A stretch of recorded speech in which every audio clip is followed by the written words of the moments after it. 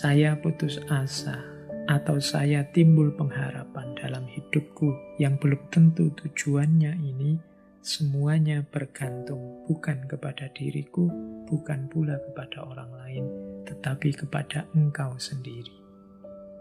Engkaulah yang sanggup menjadikan saya seorang gagah berani, tetapi Engkau pula yang sanggup menjadikan saya sengsara selamanya.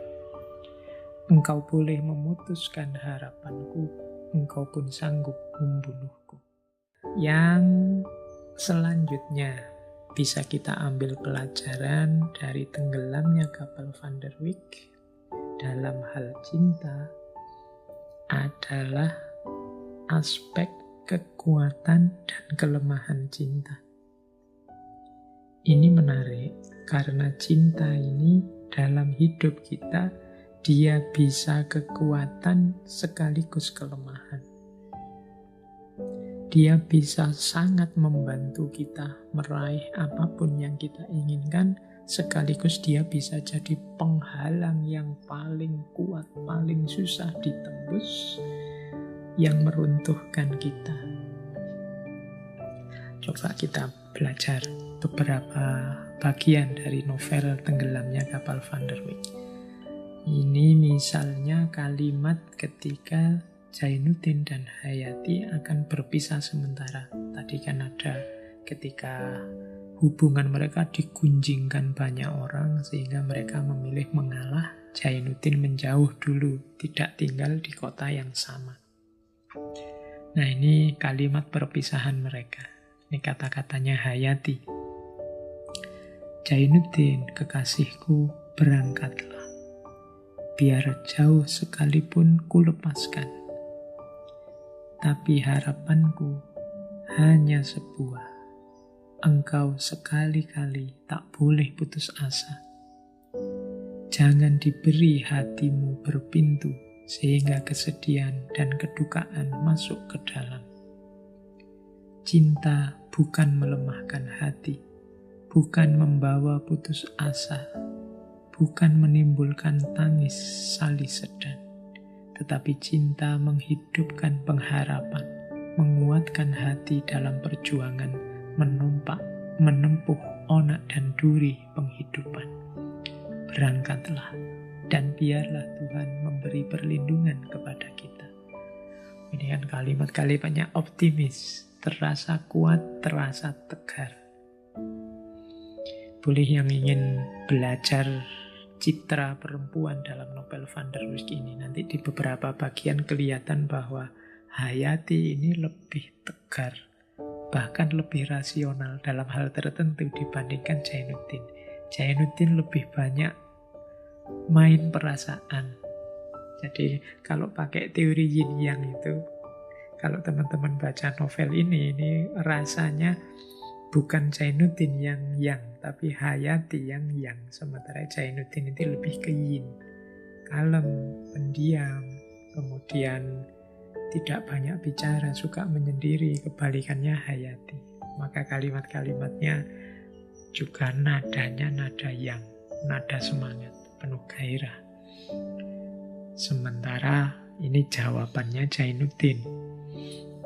Kata Zainuddin, amat besar harganya perkataanmu itu bagiku.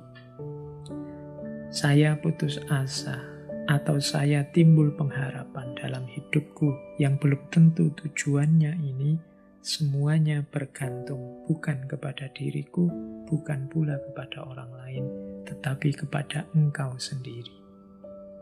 Engkaulah yang sanggup menjadikan saya seorang gagah berani, tetapi Engkau pula yang sanggup menjadikan saya sengsara selamanya.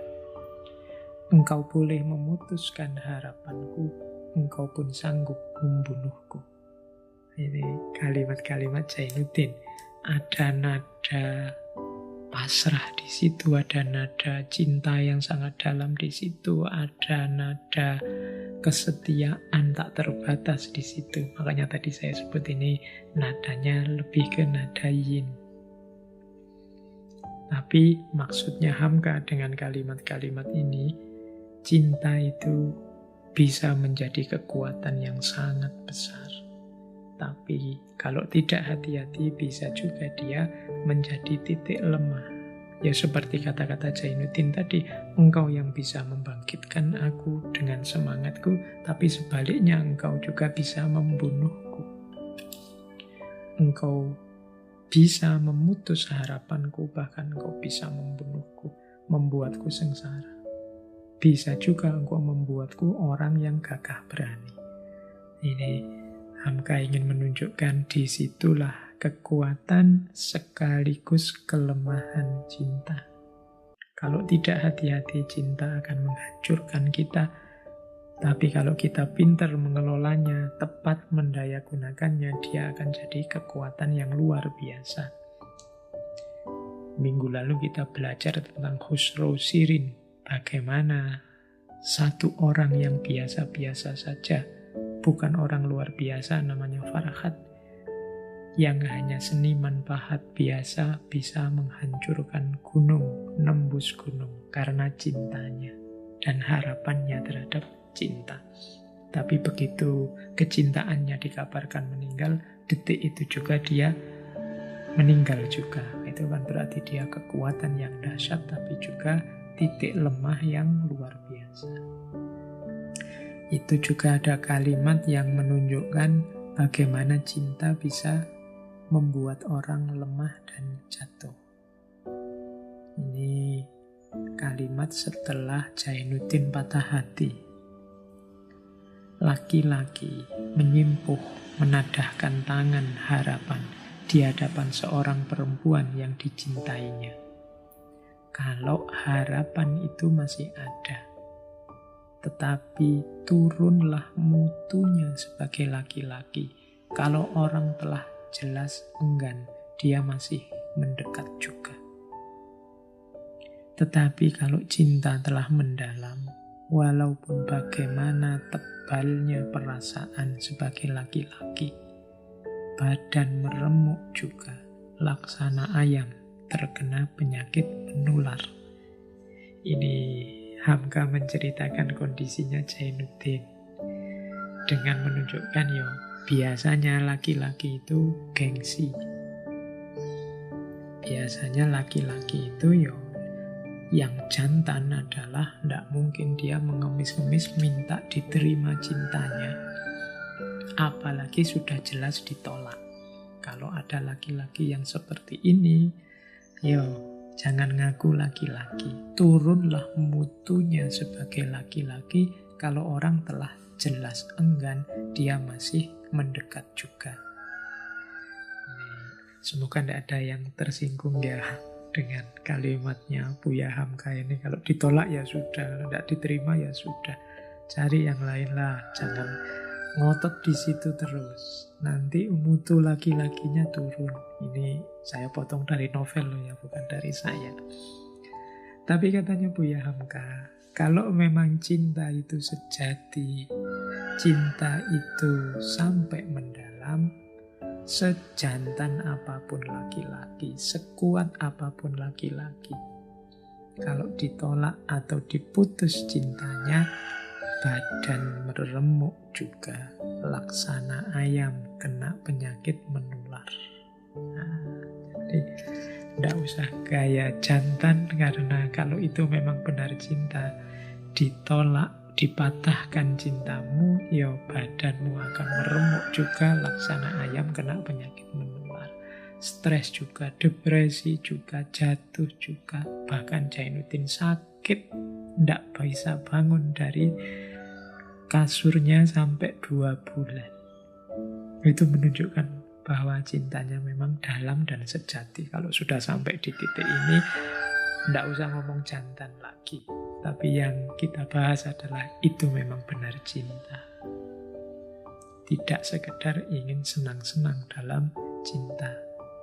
Bahkan ceritanya Zainuddin ini kan sampai ketika Hayati akan menikah dengan Aziz, dia meminta Muluk untuk meneliti siapa Aziz itu. Ternyata dari informasinya Muluk, Aziz ini anak ndak beres, suka gonta-ganti perempuan, suka membawa perempuan ke rumah, suka main judi, suka minum-minum. Ini menambah berat bebannya Zainuddin. Ketika dia ngirim surat mengingatkan Hayati, balasannya Hayati malah menyakitkan. Dianggapnya Jainuddin ini cemburu saja, tidak ikhlas saja. Oh, itu semakin memukul Jainuddin. Itu dalam ceritanya begitu. Jadi akhirnya Jainuddin ambruk. Untung saja dia punya seorang sahabat, meskipun mantan preman, namanya Muluk. Muluk inilah nanti yang membesarkan hatinya Jainuddin, membangkitkan dia kembali dari kekecewaan-kekecewaannya. Baik, jadi pelajaran kesekian dari Buya Hamka tentang cinta. Cinta adalah kekuatan dan sekaligus kelemahan. Teman-teman yang oleh Allah dianugerahi dengan cinta, kelolalah itu dengan baik. Seperti saya jelaskan ketika sesi Khusro dan Sirin, energi cintamu manfaatkan untuk hal-hal yang positif, yang manfaat, yang maslahat, baik untuk kalian berdua maupun syukur-syukur bisa untuk lingkunganmu, masyarakat secara umum. Jangan melakukan hal-hal yang terlarang, apalagi dilarang oleh Allah, apalagi dimurkai Allah. Karena dengan melakukan itu sebenarnya kalian sedang meruntuhkan cintamu sendiri. Kalian sedang menunjukkan bahwa cintamu tidak murni. Cintamu hanya mengejar kesenangan egomu belaka.